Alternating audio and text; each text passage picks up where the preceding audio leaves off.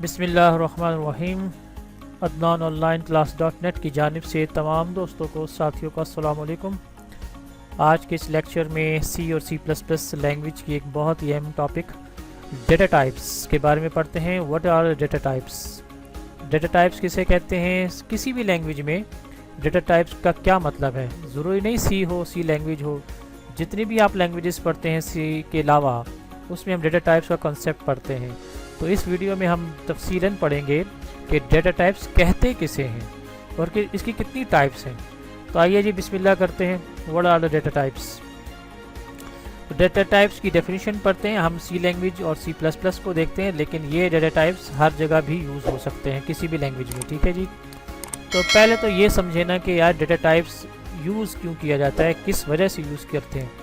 तो ये तो आपको मालूम है ना, जब भी हम कोई भी लैंग्वेज करते हैं, चाहे वो सी हो चाहे वो C++ हो, इसमें कुछ हम वैल्यू स्टोर करते हैं। वो स्टोर कहाँ होती है? वेरिएबल्स में होती हैं। और वो वेरिएबल जो है ना, मेमोरी लोकेशंस होती हैं। ठीक है। These variables are nothing but reserve memory locations to store values. Memory में कुछ जगह बन जाती हैं, उनमें कुछ हम वैल्यू स्टोर करते हैं अपने मकसद के लिए, अपने कुछ काम के लिए।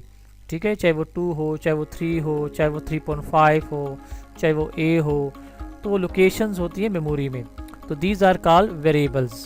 तो डेटा टाइप्स अब वेरिएबल्स में किस तरह यूज़ करते हैं, यानी कि डेटा टाइप जो है वो हम वेरिएबल्स हम यूज़ करेंगे। जब हम लैंग्वेज में वेरिएबल्स यूज़ करते हैं तो हम उसमें क्या कंसेप्ट है वेरिएबल्स का।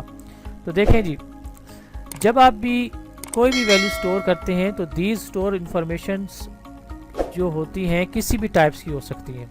अगर मैंने 2 सेव किया है तो वो किसी दूसरे टाइप का होगा। अगर मैंने A सेव किया है तो वो किसी दूसरे टाइप का होगा। अगर मैंने 2.5 सेव किया है तो उसकी कुछ और टाइप्स होगी। तो उसकी मुख्तलिफ टाइप्स होती हैं इसको मेमोरी स्टोर वैल्यूज़ की।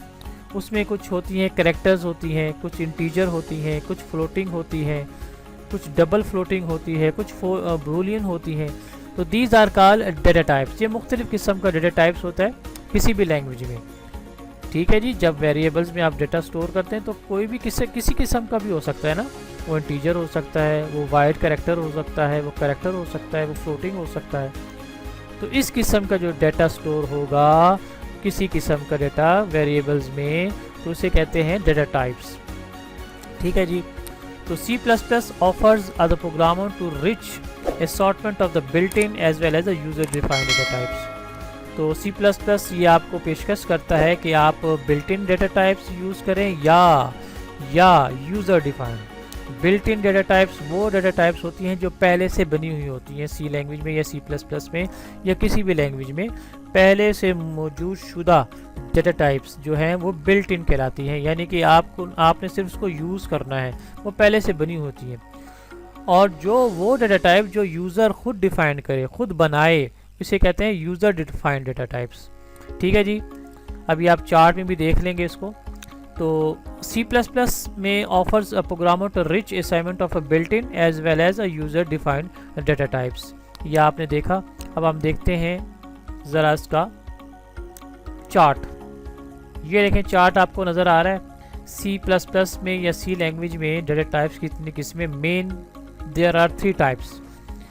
ठीक है जी। Derived data types, built in data types और यूजर डिफाइंड डेटा टाइप्स। ठीक है। बिल्ट इन में अभी मैंने बताया वो डेटा टाइप्स होते हैं जो पहले से मौजूद हो, पहले से बने हुए हों। तो बिल्ट इन में मज़ीद फिर 3 हैं। इसमें इंटीजर डेटा टाइप्स हैं, फ्लोटिंग डेटा टाइप्स हैं और वाइड डेटा टाइप है। ठीक है। जबकि ऊपर के जो 2 हैं, एक डिराइव्ड का मतलब है जो किसी दूसरे डेटा टाइप से अखज़ किया गया हो, उससे बनाया गया हो, इसे कहते हैं derived data types. Derived data types में अरे आ जाता है, फंक्शंस आ जाते हैं, पॉइंटर्स आ जाते हैं, रेफरेंसेस आ जाती हैं।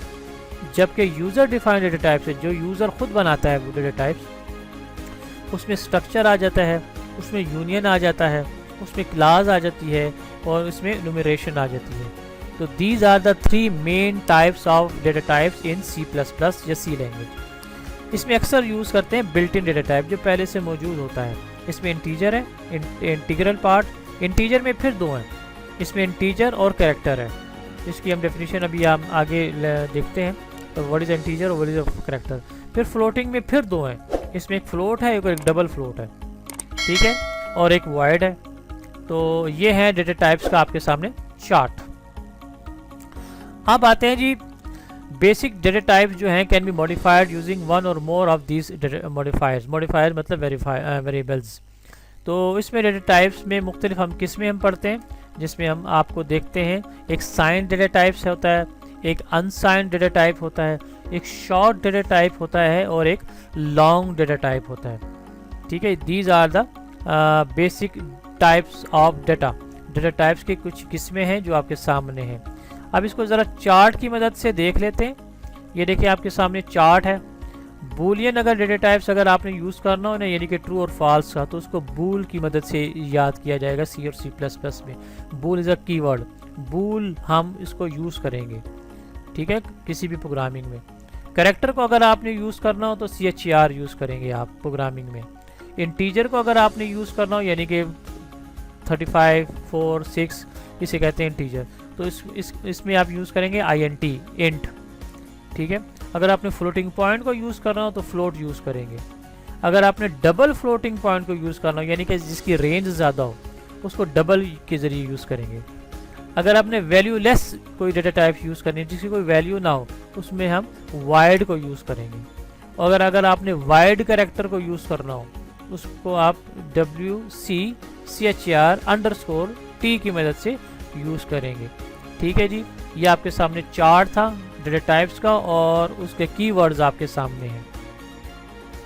अब आते हैं एक और चार्ट की तरफ कि यार ये डेटा टाइप्स आप में जो मेमोरी लोकेशंस हमने पढ़ी हैं, उन मेमोरी लोकेशन में कितना कितना जगह ऑक्यूपाई करता है, कितना जगह घेरता है वेरिएबल में। ठीक है, तो याद रखना जी, कैरेक्टर को डेटा टाइप्स है वो 1 बाइट जो है वो ऑक्यूपाई करेगा मेमोरी में, और इसकी रेंज जो है ना, रेंज वो -2 127 से लेकर 127 तक है, यानी कि 0 to 255 कैरेक्टर्स में आ सकते हैं।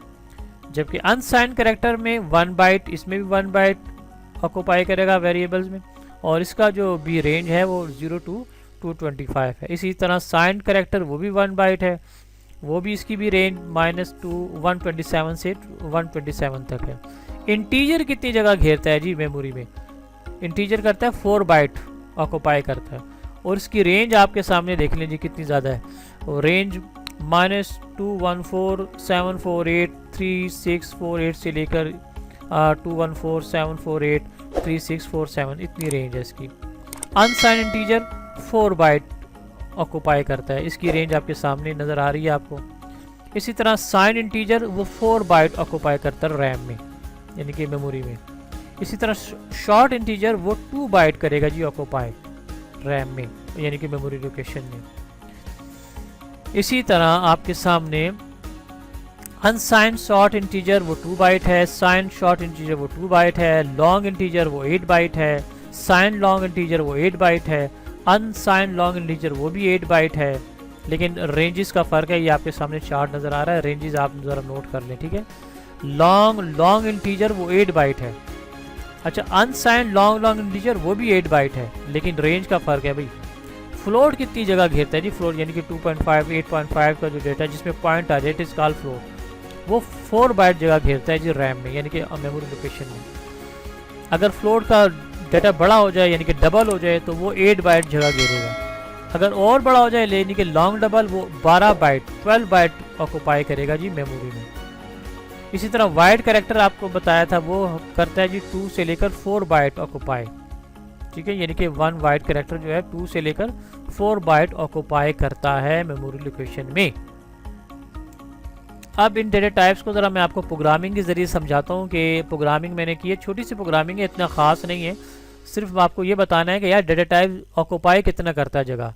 ये देखें, ये तो आपके सामने हेडर फाइल हैं। ठीक है, ये इंटीजर मेन, ये सी आउटपुट स्टेटमेंट है, ये आपके सामने स्ट्रिंग है, ये है साइज ऑफ।